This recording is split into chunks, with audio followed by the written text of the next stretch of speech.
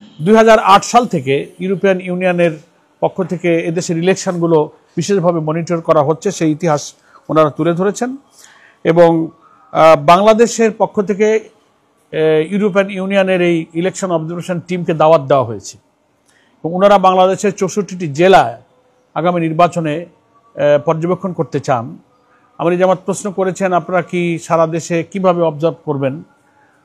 ওনারা বলেছেন যে আমরা প্রত্যেকটি জেলায় একজন প্রতিনিধি পাঠাবো আর একটা টিম সব জায়গায় তারা মুভ করবেন, এভাবেই ওনারা করবেন। এবং নির্বাচনের পর তাদের ইলেকশন অবজারভেশনের ব্যাপারে ডিটেলস খুঁটিনাটি একটা রিপোর্ট তারা জাতির সামনে, দেশবাসীর সামনে পেশ করবেন।